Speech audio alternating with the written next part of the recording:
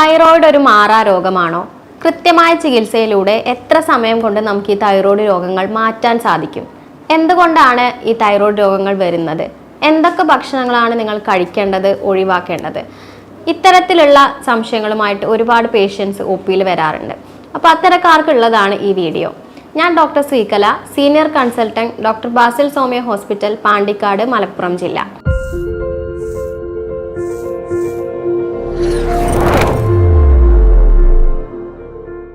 അപ്പോൾ തൈറോയ്ഡ് ഗ്രന്ഥി എന്ന് പറഞ്ഞാൽ നിങ്ങൾക്ക് എല്ലാവർക്കും അറിയാമായിരിക്കും. നമ്മുടെ കഴുത്തിലുള്ള ബട്ടർഫ്ലൈ ഷേപ്പുള്ള ഒരു ഗ്രന്ഥിയാണ് തൈറോയ്ഡ് ഗ്രന്ഥി. ഇത് ഉൽപ്പാദിപ്പിക്കുന്ന ഹോർമോൺസ് ആണ് തൈറോയ്ഡ് ഹോർമോൺസ്. തൈറോയ്ഡ് ഹോർമോൺസ് ആണ് നമ്മുടെ ശരീരത്തിലെ മെറ്റബോളിസം നിയന്ത്രിക്കുന്നത്, അല്ലെങ്കിൽ മെറ്റബോളിസം നടത്തുന്നത് വളരെ വലിയ പങ്ക് വഹിക്കുന്ന ഹോർമോൺസ് ആണ് തൈറോയ്ഡ് ഹോർമോൺസ്. തൈറോയ്ഡ് ഹോർമോൺസ് പ്രധാനമായും T3, T4 എന്നിവയാണ് ഉള്ളത്. ഈ തൈറോയ്ഡ് ഹോർമോൺസിനെ അല്ലെങ്കിൽ തൈറോയ്ഡ് ഗ്ലാൻഡിനെ നിയന്ത്രിക്കുന്നത് നമ്മുടെ തലയിലുള്ള പിറ്റ്യൂട്ടറി ഗ്ലാൻഡ് ആണ്. ഈ പിറ്റ്യൂട്ടറി ഗ്ലാൻഡ് ഒരു ഹോർമോൺ പ്രൊഡ്യൂസ് ചെയ്യുന്നുണ്ട്. അതാണ് നമ്മുടെ തൈറോയ്ഡ് സ്റ്റിമുലേറ്റിംഗ് ഹോർമോൺ അല്ലെങ്കിൽ TSH എന്ന് പറയുന്നത്. ഈ TSH എന്ന ഹോർമോൺ വന്ന് നമ്മുടെ തൈറോയ്ഡ് ഗ്ലാൻഡിനെ സ്റ്റിമുലേറ്റ് ചെയ്താൽ മാത്രമേ ഈ തൈറോയ്ഡ് ഗ്ലാൻഡ് T3, T4 ഉണ്ടാക്കുകയുള്ളൂ. അപ്പോൾ ഈ തൈറോയ്ഡ് രോഗങ്ങൾ പല തരത്തിൽ വരുന്നുണ്ട്. ഹോർമോണിൻ്റെ പ്രശ്നങ്ങൾ കാരണം വരാറുണ്ട്. അതുകൂടാതെ തൈറോയ്ഡ് ഗ്ലാൻഡിൻ്റെ എൻലാർജ്മെൻറ്റ് കാരണം വരുന്ന ഗോയിറ്റർ, തൈറോയ്ഡ് മുഴകൾ പോലുള്ള അസുഖങ്ങൾ വരാറുണ്ട്. അപ്പോൾ ഇതൊക്കെ ഓരോന്നും എന്തൊക്കെയാണ്, എങ്ങനെയൊക്കെയാണ് വരുന്നത് എന്ന് നമുക്ക് നോക്കാം. തൈറോയ്ഡ് ഹോർമോൺസ് കുറയുന്ന ഒരു കണ്ടീഷനാണ് ഹൈപ്പോതൈറോയിഡിസം. ഈ ഹൈപ്പോതൈറോയിഡിസത്തിൽ പ്രധാനമായിട്ടും T3, T4 എന്നീ തൈറോയ്ഡ് ഹോർമോണുകൾ കുറയുകയും എന്നാൽ പിറ്റ്യൂട്ടറി ഗ്ലാൻഡ് ഉൽപ്പാദിപ്പിക്കുന്ന TSH എന്ന ഹോർമോൺ കൂടുകയുമാണ് ചെയ്യുന്നത്. അപ്പോൾ നമുക്കറിയാം, നേരത്തെ പറഞ്ഞു, നമ്മുടെ തൈറോയ്ഡ് ഹോർമോൺസ് ആണ് നമ്മുടെ ശരീരത്തിലുള്ള മെറ്റബോളിസം ചെയ്യുന്നത് എന്നുള്ളത്. അപ്പോൾ ഈ തൈറോയ്ഡ് ഹോർമോൺസ് കുറവുള്ള ആളുകൾക്ക് എപ്പോഴും ക്ഷീണം അല്ലെങ്കിൽ ഒരു വീക്ക്നെസ് ആയിട്ടായിരിക്കും അവർക്ക് ഉണ്ടാകുന്നത്. കൂടാതെ അവർ വിശപ്പ് കുറവായിട്ടുള്ള ആളുകളായിരിക്കും, എന്നാലും അമിതവണ്ണമാണ് അവരിൽ കണ്ടുവരുന്നത്. തടി കൂടി വരികയായിരിക്കും ചെയ്യുന്നത്, എന്നാൽ വിശപ്പ് കുറവുമായിരിക്കും ഉണ്ടാവുക. കൂടാതെ അവർക്ക് വിയർപ്പ് കുറവായിരിക്കും. അവർക്ക് എപ്പോഴും ഒരു തണുപ്പായിരിക്കും ഫീൽ ചെയ്യുന്നത്, അല്ലെങ്കിൽ തണുപ്പിനോട് അവർക്ക് ഭയങ്കര സഹിക്കാൻ പറ്റാത്ത രീതിയിലായിരിക്കും തണുപ്പ് ഉണ്ടാവുന്നത്. കോൾഡ് ഇൻടോളറൻസ് ഉണ്ടായിരിക്കും അവർക്ക്. കൂടാതെ സ്ത്രീകളിലാണ് എന്ന് ഉണ്ടെങ്കിൽ അവരുടെ മെൻസസ്, അതിൻ്റെ ഫ്ലോ ഭയങ്കര കുറവായിട്ടായിരിക്കും ഉണ്ടാവുക. ചില ആളുകൾക്ക് മുടികൊഴിച്ചിൽ, അമിതമായിട്ടുള്ള മുടികൊഴിച്ചിൽ, ഹെയർ ലോസ് ഒക്കെ തൈറോയ്ഡ് പ്രശ്നങ്ങൾ കാരണം ഉണ്ടാകാറുണ്ട്. അതുപോലെ തന്നെ കിതപ്പ്, അതുപോലെ മാനസികമായിട്ടുള്ള പ്രശ്നങ്ങൾ, ഒരു ഡിപ്രഷൻ പോലുള്ള പ്രശ്നങ്ങളൊക്കെ ചില ആളുകൾക്ക് കാണാറുണ്ട്. എന്നാൽ ഇതിൻ്റെ നേരെ ഓപ്പോസിറ്റുള്ള ഒരു അവസ്ഥയാണ് ഹൈപ്പർ തൈറോയിഡിസം എന്ന് പറയുന്നത്. പൊതുവേ ഹൈപ്പോതൈറോയിഡിസം ആണ് കൂടുതൽ കോമൺ ആയിട്ട് നമ്മുടെ സമൂഹത്തിൽ കണ്ടുവരുന്നത്. ഹൈപ്പർ തൈറോയിഡിസം അതിന് വെച്ച് നോക്കുമ്പോൾ കുറച്ച് കുറവാണ്. ഹൈപ്പർ തൈറോയിഡിസം എന്ന് പറയുമ്പോൾ നമ്മുടെ T3, T4 എന്നീ തൈറോയ്ഡ് ഹോർമോണുകൾ കൂടുകയും എന്നാൽ അതിന് ഓപ്പോസിറ്റായിട്ട് TSH എന്ന ഹോർമോൺ കുറയുകയും ചെയ്യുന്ന ഒരു അവസ്ഥയാണ് ഹൈപ്പർ തൈറോയിഡിസം. അപ്പോൾ ഈ ഹൈപ്പർ തൈറോയിഡിസത്തിൽ ഞാൻ നേരത്തെ പറഞ്ഞ ഹൈപ്പോയിൻ്റെ നേരെ ഓപ്പോസിറ്റ് ആയിട്ടുള്ള ലക്ഷണങ്ങളാണ് ഉണ്ടാവുന്നത്. അതായത് ഇവർക്ക് എപ്പോഴും വിശപ്പായിരിക്കും, ഇവർക്ക് മെറ്റബോളിസം കൂടുതലാണ്. തൈറോയ്ഡ് ഹോർമോൺസ് കൂടുതലായതുകൊണ്ട് അവരുടെ ശരീരത്തിലുള്ള മെറ്റബോളിസം കൂടും. അതുകൊണ്ട് അവർക്ക് എപ്പോഴും വിശപ്പായിരിക്കും, എന്നാൽ അവരുടെ ശരീരം മെലിഞ്ഞു പോവുകയും ചെയ്യും. ഭാരക്കുറവ് അല്ലെങ്കിൽ വെയിറ്റ് ലോസ് ആണ് അവർക്ക് ഉണ്ടാകുന്നത്. കൂടാതെ എപ്പോഴും കിതപ്പ് അനുഭവപ്പെടാം. മാനസികമായിട്ടുള്ള എപ്പോഴും ഒരു ആൻസൈറ്റി, എപ്പോഴും ഒരു ഉത്കണ്ഠ എന്നിങ്ങനെയുള്ള ലക്ഷണങ്ങളൊക്കെ അനുഭവപ്പെടാറുണ്ട്. കൂടാതെ നന്നായിട്ട് വിയർക്കുന്ന ആളുകളായിരിക്കും. എപ്പോഴും കിതപ്പ് അനുഭവപ്പെടാം. ഇവർക്ക് ചൂടാണ് സഹിക്കാൻ പറ്റാതിരിക്കുക, അതായത് ഹീറ്റ് ഇൻടോളറൻസ് ആണ് അവർക്ക് ഉണ്ടാകുന്നത്. കൂടാതെ സ്ത്രീകളിലാണ് എന്നുണ്ടെങ്കിൽ അവർക്ക് ബ്ലീഡിങ്, ഓവറായിട്ടുള്ള ഫ്ലോ ആണ് ഉണ്ടാകുന്നത്. മെൻസസിൻ്റെ സമയത്ത് ഓവറായിട്ടുള്ള ബ്ലീഡിങ് അവർക്ക് ഉണ്ടാകാനുള്ള സാധ്യത ഉണ്ട്. അതുകൂടാതെ ഹൈപ്പോതൈറോയിഡിസത്തിലാണെങ്കിൽ മലബന്ധമായിരിക്കും ഉണ്ടാകുന്നത്. എന്നാൽ ഹൈപ്പറിലാണ് എന്നുണ്ടെങ്കിൽ അവർക്ക് IBSൻ്റെ ലക്ഷണങ്ങൾ, അതായത് എപ്പോഴും ടോയ്ലറ്റിൽ പോകാനുള്ള ടെൻഡൻസി വരിക, ലൂസ് മോഷനായിട്ട് പോവുക, അങ്ങനെയുള്ള പ്രശ്നങ്ങളാണ് കൂടുതലായിട്ട് കണ്ടുവരുന്നത്. ഇനി അടുത്ത ഒരു തൈറോയ്ഡ് രോഗമാണ് നമ്മുടെ ഗോയിറ്റർ, അല്ലെങ്കിൽ നമ്മുടെ തൈറോയിഡിൻ്റെ വളർച്ച അമിതമായിട്ടുണ്ടാകുന്ന തൈറോയ്ഡ് മുഴകൾ. ഈ ഗോയിറ്റർ എന്ന് പറയുമ്പോൾ പല രീതിയിൽ വരുന്നുണ്ട്. സിമ്പിൾ ഗോയിറ്റർ ഉണ്ട്, മൾട്ടി നോഡുലാർ ഗോയിറ്റർ ഉണ്ട്, നിയോപ്ലാസ്റ്റിക്, അതായത് ക്യാൻസർ പോലെയുള്ള ഗോയിറ്ററൊക്കെ വരുന്നുണ്ട്. പ്രധാനമായിട്ടും സ്ത്രീകളിലാണ് ഈ തൈറോയ്ഡ് മുഴകൾ കണ്ടുവരുന്നത്.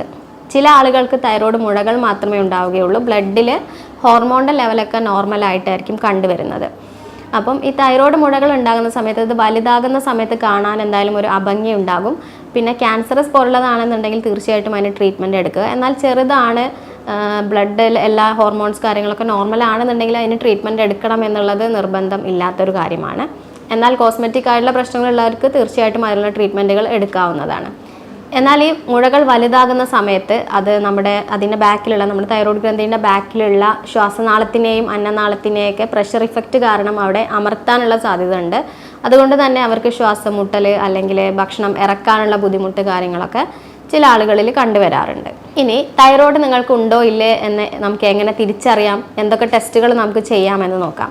ചില ആളുകൾ TSH എന്നൊരൊറ്റ ടെസ്റ്റ് മാത്രം ചെയ്തിട്ട് എനിക്ക് തൈറോയ്ഡ് ഇല്ല എന്ന് ഡയഗ്നോസ് ചെയ്യുന്ന ആളുകളുണ്ട്. എന്നാൽ തൈറോയ്ഡ് നമുക്ക് ഒരുപാട് ടെസ്റ്റുകളുണ്ട്. അപ്പോൾ ഇതെല്ലാം നോർമൽ ആണെങ്കിൽ മാത്രമേ ഒരാൾക്ക് തൈറോയ്ഡ് ഇല്ല എന്നുള്ളത് നമുക്ക് പറയാൻ സാധിക്കുള്ളൂ.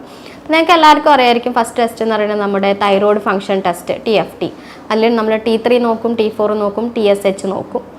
ഇനി രണ്ടാമത്തെ ടെസ്റ്റാണ് തൈറോയ്ഡ് പ്രൊഫൈൽ ടെസ്റ്റ്. അതിൽ നമ്മൾ ഫ്രീ T3 ഫ്രീ T4 ആണ് നോക്കുന്നത്. അതായത് നമ്മുടെ തൈറോയ്ഡ് ഗ്രന്ഥി ഉൽപ്പാദിപ്പിക്കുന്ന ഈ തൈറോയ്ഡ് ഹോർമോൺസ് നമ്മുടെ ബ്ലഡിൽ എത്രത്തോളം ആക്റ്റീവ് ആണ് എന്നറിയാൻ വേണ്ടിയിട്ടാണ് ഫ്രീ T3യും ഫ്രീ T4ഉം നമ്മൾ നോക്കുന്നത്. ഇനി ചില ആളുകളിൽ ഓട്ടോ ഇമ്മ്യൂൺ ഡിസീസിൻ്റെ ഭാഗമായിട്ട് തൈറോയ്ഡ് അസുഖങ്ങൾ കാണപ്പെടാറുണ്ട്. അതായത് ഹാഷിമോട്ടോസ് തൈറോയ്ഡൈറ്റിസ് ഒക്കെ അങ്ങനെ വരുന്നൊരു അസുഖമാണ്. ഓട്ടോ ഇമ്മ്യൂൺ എന്ന് പറയുമ്പോൾ നമ്മുടെ ശരീരത്തിലുള്ള കോശങ്ങൾ നമ്മുടെ ശരീരത്തിനെതിരെ തന്നെ പ്രവർത്തിക്കുന്ന ഒരു കണ്ടീഷനാണ്. അപ്പോൾ ഓട്ടോ ഇമ്മ്യൂൺ ആണോ അല്ലേ എന്നറിയാൻ നമുക്ക് ചെയ്യാവുന്നത് ആൻറ്റിബോഡി ടെസ്റ്റുകൾ ചെയ്യാവുന്നതാണ്. ആൻറ്റിബോഡി ടെസ്റ്റുകളിൽ വരുന്നതാണ് ആൻറ്റി-TG, ആൻറ്റി-TPO എന്നിവ. അപ്പോൾ ഇത് നമുക്ക് നമ്മുടെ തൈറോയ്ഡ് ഗ്ലാൻഡുകൾ എത്രത്തോളം ഡാമേജ് ഉണ്ടാക്കിയിട്ടുണ്ട്, എത്രത്തോളം ഇൻഫ്ലമേഷൻസ് അവിടെ വന്നിട്ടുണ്ട് എന്നുള്ളതൊക്കെ അറിയാൻ സാധിക്കും. കൂടാതെ നമുക്ക് ചെയ്യാവുന്നതാണ് തൈറോയ്ഡ് സ്കാൻ. മുഴകളൊക്കെ ഉള്ളവരാണെന്നുണ്ടെങ്കിൽ തൈറോയ്ഡ് സ്കാൻ ചെയ്ത് നോക്കാവുന്നതാണ്. അപ്പോൾ തൈറോയ്ഡ് സ്കാൻ ചെയ്യുമ്പോൾ നമുക്കത് ആ മുഴ ക്യാൻസറസ് ആണോ അതോ പ്രശ്നമില്ലാത്തതാണോ എന്നിങ്ങനെയുള്ള കാര്യങ്ങളൊക്കെ നമുക്ക് അറിയാൻ സാധിക്കും എന്നുള്ളതാണ്. ഇതിൽ കുറച്ച് ഗ്രേഡ്സ് വരുന്നുണ്ട്, ടിറാഡ്സ് ഗ്രേഡ്സ് വരുന്നുണ്ട്. ടിറാഡ്സ് ഗ്രേഡ്സ് 1, 2 വലിയ പ്രശ്നമില്ലാത്തതാണ്. 3ഉം 4ഉം നമ്മൾ എന്തായാലും FNACക്ക് അയക്കുന്നതാണ്.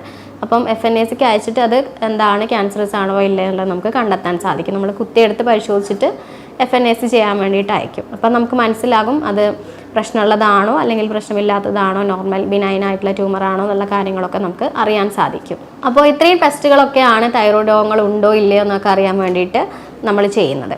ഇനി തൈറോയ്ഡ് രോഗികൾ എന്തൊക്കെ ഭക്ഷണങ്ങളാണ് അവർക്ക് കഴിക്കാൻ പറ്റുന്നത്, എന്തൊക്കെയാണ് അവർ ഒഴിവാക്കേണ്ടത് എന്നുള്ള കാര്യങ്ങൾ നമുക്ക് നോക്കാം. കഴിക്കേണ്ട ഭക്ഷണങ്ങൾ എന്ന് പറയുമ്പം സെലീനിയം, സിങ്ക്, അയോഡിൻ എന്നിവ അടങ്ങിയിട്ടുള്ള ഭക്ഷണങ്ങളാണ് ഇവർ കഴിക്കേണ്ടത്. ഇപ്പം നമ്മുടെ ഗവൺമെൻറ് തന്നെ ഇറക്കുന്നത് അയഡൈസ്ഡ് ആയിട്ടുള്ള സാൾട്ടൊക്കെയാണ്. അപ്പോൾ ഹൈപ്പോതൈറോയിഡിസം ഉള്ളവർക്കാണ് അയോഡിൻ ഡെഫിഷ്യൻസി കാരണം ഇങ്ങനെയുള്ള പ്രശ്നങ്ങൾ വരുന്നത്. കാരണം ഈ അയോഡിൻ എന്ന് പറയുന്നത് നമ്മുടെ തൈറോയ്ഡ് ഹോർമോൺസ് ഉൽപ്പാദിപ്പിക്കാൻ വേണ്ട ഒരു എലമെൻ്റ് ആണ്. അപ്പം ഈ അയോഡിൻ കുറയുമ്പോൾ ഹൈപ്പോതൈറോയിഡിസം ഉണ്ടാകാനുള്ള ചാൻസ് ഉണ്ട്. അപ്പോൾ അയോഡിൻ കൂടുതലുള്ള ഭക്ഷണങ്ങൾ കഴിക്കാവുന്നതാണ്. സീ ഫുഡ്സ്, നമ്മുടെ ഷെൽ ഫിഷസ്, ചെമ്മീൻ എന്നിവയൊക്കെ ഹൈപ്പോതൈറോയിഡിസം ഉള്ളവർക്ക് കഴിക്കാം. കൂടാതെ വെജിറ്റബിൾസ്, മീറ്റ്, ഫിഷ് എന്നിവയൊക്കെ കഴിക്കാവുന്നതാണ്. അതുകൂടാതെ മഷ്റൂം, പനീർ, വെണ്ണ, നെയ്യ് എന്നിവയൊക്കെ ഇവർക്ക് കഴിക്കാവുന്നതാണ്. ഇനി ഇവർ ഒഴിവാക്കേണ്ട ഭക്ഷണങ്ങൾ എന്തൊക്കെയാണെന്ന് ചോദിച്ചാൽ ഗ്ലൂട്ടൻ അടങ്ങിയിട്ടുള്ള ഭക്ഷണങ്ങൾ ഇവർ പരമാവധി ഒഴിവാക്കാൻ വേണ്ടിയിട്ട് ശ്രദ്ധിക്കുക. അതായത് ബാർലി, ഓട്സ്, ഗോതമ്പ്, മൈദ എന്നിവയൊക്കെ പരമാവധി കുറയ്ക്കുക അല്ലെങ്കിൽ അമിതമായിട്ട് കഴിക്കാതിരിക്കുക എന്നുള്ളതാണ്.